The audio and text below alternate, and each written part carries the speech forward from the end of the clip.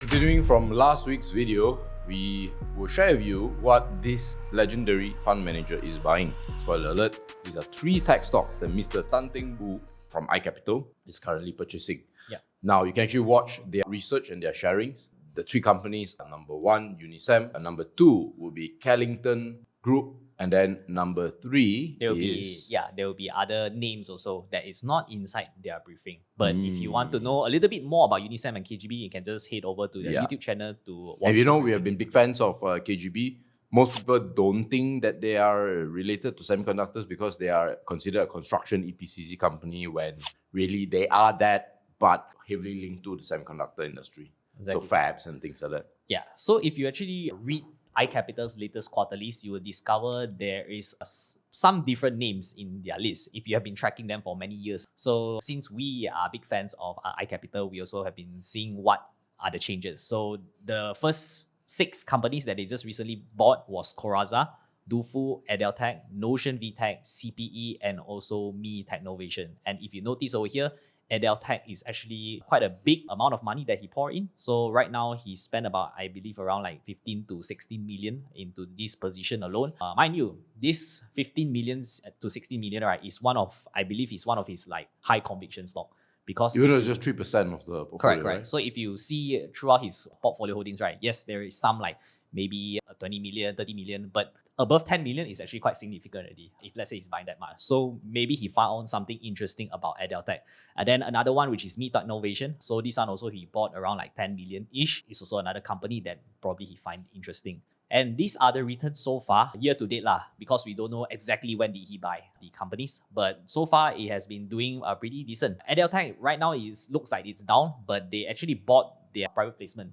So their private placement price was around like 39 cents a share. So they are already making a decent profit already over there. So why did they buy these few companies? Well, we don't know what's the real reason, but through our little diggings, we are trying to like estimate why is it interesting to them. So the first one is Edeltech. If you just look at the forward PE, it's okay-ish. I mean, 23 times forward PE. And they are in a business where they are just supplying those, IC consumables, all these kind of things to customers that we think not confirmed. It's Micron, ASC, Infineon, and Luminet. These 2 companies are known already in the IPO, and Silicon Box. So which means Micron, which is the major suspect of why the company actually went up double from its bottom. And if you read their IPO prospectus, right, we also did cover them in our video previously. It basically said that they want to transition into an ATE business. And they also want to get away from, not really get away, but upgrade from just trading and also refurbishment, supplying consumables. But right now, they're actually going big into the supplying of consumables, which tells us that probably somebody wants this stuff a lot. And if you look at their revenue, right, it's actually very big. It's a huge chunk. It's like, I don't know how many X, like 10X as compared to like other quarterlies. So yeah, that is actually a very, very interesting company to, pay attention to, which is the second one is Me Technovation. This is also a company that we shared inside our FIRL Pro group. 30 times forward PE seems a little bit not so cheap, but more of like fair. But if you look at the CEO and also the company, they have been buying back their shares, even though at current prices. And they also reported improving quarterlies. And also, Me Technovation, they are serving China, Taiwan, and Hong Kong. So I think this is like, Mr. Tan Teng Boo's favorite kind of company because they are serving those countries, right? The third one is Dufu. This one, nothing much special. Memory space is still booming. There's still a lot of demand. If you look at Western Digital and Seagate's share prices is going up like crazy, which means Dufu services, they might need more of them. However, we also share our views about Dufu. We think that the amount of spacer rings will not be increasing because they already have innovated and they require lesser spacer ring, which means Dufu's product might not be as well received as it was before in 2021. Definitely nothing like 2018, right? Correct. The next one is Notion. This is quite interesting. I'm actually not too sure why did he bought this. Maybe it's because it's related to memory as well, related to HDD. But it could be a basket bet, right? Like maybe he doesn't know. Maybe he has no thoughts on which one will be better. Correct. I guess the only question is why isn't like JCY here? Correct. But if you also look at how much did he bought for Notion, right? It's not a lot, right? Yeah, it's not a lot. It's over here, so it's about like $1 million. It's a small little position actually. If you compare this for his size, exactly. So yeah, other than this, the fact that they set an internal target, they say want to achieve a 20% revenue growth for financial year 2026. But that's the only interesting thing about that. Last two, Coraza, 25 times forward PE. Customers are W, Plexus, but this is not confirmed. But if you look at the share prices for these two companies, also is going up like crazy, which means the market already foresee that these two companies business will be striving. So which means Coraza also will likely be benefiting, assuming they give them more orders. So this one is related to the metal, I think it's like fabrication kind of like industry. So yeah, it's quite interesting to see that.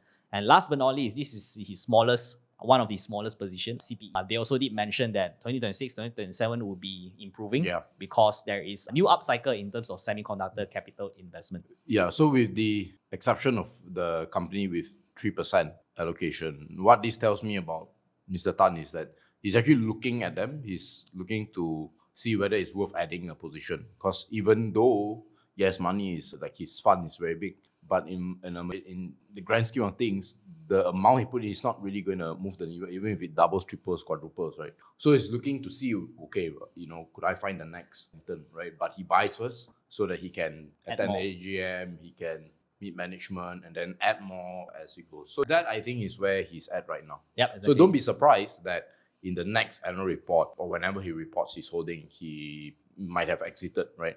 Not because he was trying to trade, it's just maybe he discovered something better, or perhaps, he found some new insights. Yeah, that maybe he's, he doesn't like it as much. Right? And what's interesting also is that previously he held about 110 million in cash, but he recently deployed around 40 to 50 billion. So that tells you it's like a 50% gone already in his cash. And mind you, iCapital is known to be very conservative in terms of their cash. They would like to keep a lot of cash, but the fact that they are deploying money right now or recently tells you that there is some sort of signal that this sector is going to be quite striving for 2026, and it's worth paying attention to. So yeah, 2026, it might be the year for tech to actually report very, very decent numbers, and hopefully there will be more investors who will be quite interested in them, because it has been like pretty muted, pretty down for the past 2 to 3 years already. But recently, if you look at companies like MPI, Unisem, all these kind of companies, they rebounded from the bottom, even VTrox as well, because the market is anticipating there is a big recovery. But there is also certain names that didn't really rebound, which we cover inside our FIRL Pro program.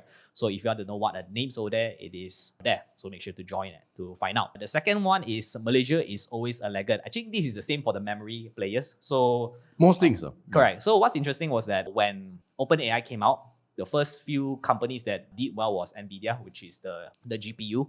Then after NVIDIA, it followed by the Magnificent Seven, who spent a lot of money in terms of GPU. Then followed by the memory guys, because there is so much of demand to store data. Then they become the laggard. They didn't really go up in 2025 until very late. At the end, Yes, correct. Then SanDisk. Correct. Then SanDisk, then it goes down to the raw material or manufacture, or those other consumables related. So your glass substrate, or even silver, aluminium, all these kind of things are like the back end. And then Malaysia also recently, we start to see signs of recovery, especially for the OSAT and also the ATE guys, because they are getting more orders right now. There is some sort of replenishment. So that tells you that, we wouldn't really benefit straight away or right away when certain front-end sectors like reported like decent numbers, but we will benefit eventually. It's just not at that point of time.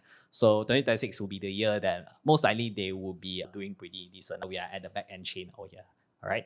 So the third point is, are his picks decent? I think it's okay. I mean, some of the companies I personally find it questionable. So like Notion, CPE Tech, actually even Edeltech, because I don't really quite understand what's so interesting. But I'm pretty sure that Mr. Tan, he met the CEO, or all his picks also, I'm pretty sure he met the management as well to find out more. And probably he found something interesting to take this private placement in 2025. I mean, it is a big acquisition for him, and his price is around 39 cents a share. So except for me, Technovation, other is quite questionable, but worth studying to learn more about them. And if you have the chance to go to their AGM, make sure to go there and ask them questions on it. And last but not least is, what will be our picks in terms of the tech sector? Well, we will be sharing you guys in our first offline event Ever. Yes, it's happening soon on the 31st of January, which is a There's Saturday. only 25 slots left. There's going to be a 20 ringgit charge, so that we know that you're serious about the event and you're not just going for food. We are going to be discussing how we are preparing for 2026, things to avoid, And we also have partners like UOB and Macquarie. They'll share with you a little bit on how you can use warrants to express your investments once you've decided on them. So it will be the Saturday 31st, actually, this week, and it will be at Pointers Cafe, Kota Damansara, 9 to 11 a.m. Hope to see you there.